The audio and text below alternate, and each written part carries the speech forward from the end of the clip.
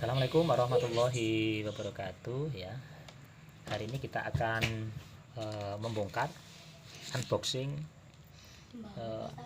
alat untuk analisa air bersih dan air limbah. Jadi alat ini cukup sederhana sebenarnya, namun sangat penting di dalam pengolahan air bersih maupun pengolahan air limbah, terutama untuk monitoring ya kualitas ya.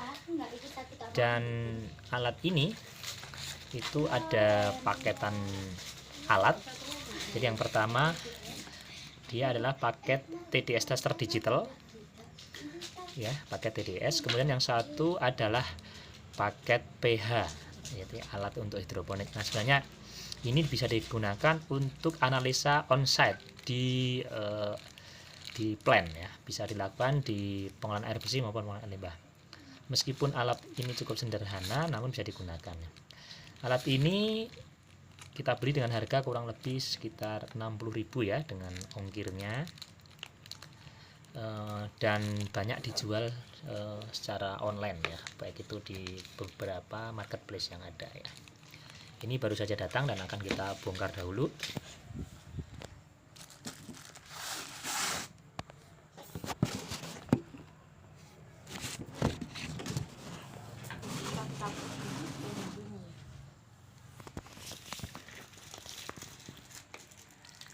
Nah, kita bongkar dulu ya. Kemasannya seperti ini, dipakai plastik ya.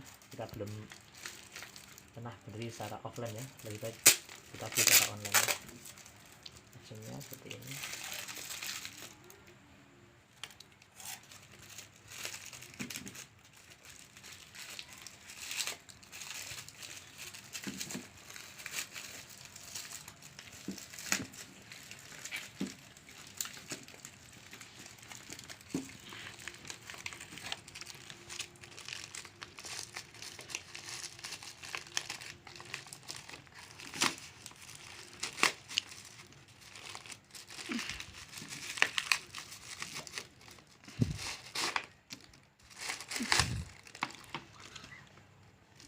Oke, jadi ini ada alatnya, ada dua ya. Setelah kita bongkar, packaging cukup aman ya. Yang pertama itu TDS meter. Alatnya seperti stick seperti ini, ada covernya ya. Kemudian mereknya TDS 3, TDS TEM. Jadi nanti bisa untuk analisa, cek untuk bisa analisa kadar pH ya, kadar pH ya. Nanti bisa digunakan alat ini. Nanti hanya menggunakan baterai, penggantiannya adalah baterai yang ada di ini ya, di atas ini bisa dibuka ya. Nah ini untuk analisanya tutorialnya bisa saya jelaskan di video selanjutnya. Yang pertama pokoknya alat TDS 3, TDS TEM. Jadi bisa untuk mengukur TDS dan temperatur. Meskipun alat ini cukup sederhana, namun sangat penting di dalam analisa ya. Tool wajib lah menurut saya untuk yang digunakan di dalam site. Jadi cek di lokasi di mana lokasi air ya. Ini yang pertama. Dan yang kedua itu adalah alatnya adalah pH meter. Nah ini lumayan ada box menggunakan plastik ya, mika. Jadi ini lumayan lebih aman ya. Kita buka, kita cek. Nah, jadi di sini ada alat namanya pH ATC ya. Ini juga digital ya, nanti tinggal digunakan di analisa air bersih maupun air limbah. Untuk tutorial untuk penggunaannya akan kami berikan tutorialnya di video selanjutnya, nanti akan analisa air ya. Jadi untuk pH ini warnanya kuning, ada ATC begini. Ini juga pakai baterai ya, sama seperti itu. Nah di sini juga ada petunjuk untuk kalibrasinya, brosurnya juga ada ya. pH 0091A pen tipe pH meter. Nah di sini saya ada. Nah, ini untuk petunjuknya. Nah ini dilengkapi dengan on off ya, petunjuknya, baterai case-nya, kemudian Kemudian spesifikasinya sudah ada di situ, akurasinya plus 0,1 ya, 0,1 pH. Jadi pembacaannya plus minus 0,1. Kemudian pembacaan suhu temperaturnya 0 sampai 50 derajat Celcius. Jadi kalau suhunya di atas ini itu sudah nggak bisa membaca dia. Ya. Jadi ini hanya untuk tes-tes yang sederhana ya. Kemudian di sini juga dilengkapi dengan pH buffer. Nah, ini untuk kalibrasi ya, teman-teman. Jadi pH-nya 401. Jadi nanti ketika dia dilarutkan dalam 20 ml solution ini ya powder ya.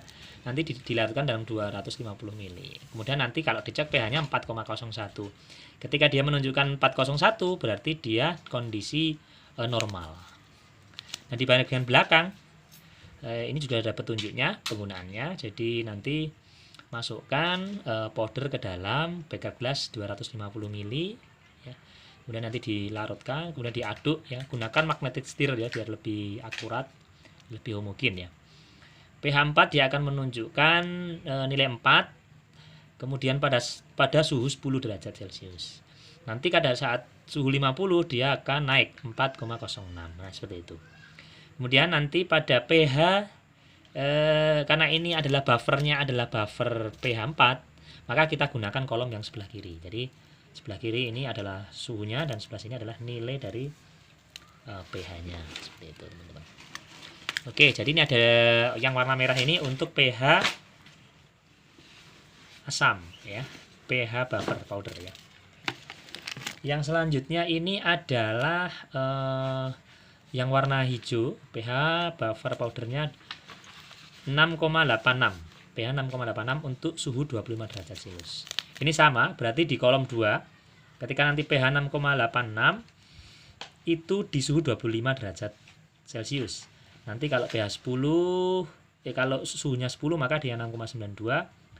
Ketika nanti suhunya 50 derajat Celcius dia menunjukkan 6,83. Kemudian ini juga dilengkapi dengan obeng kecil ya untuk membuka pada saat penggantian baterai.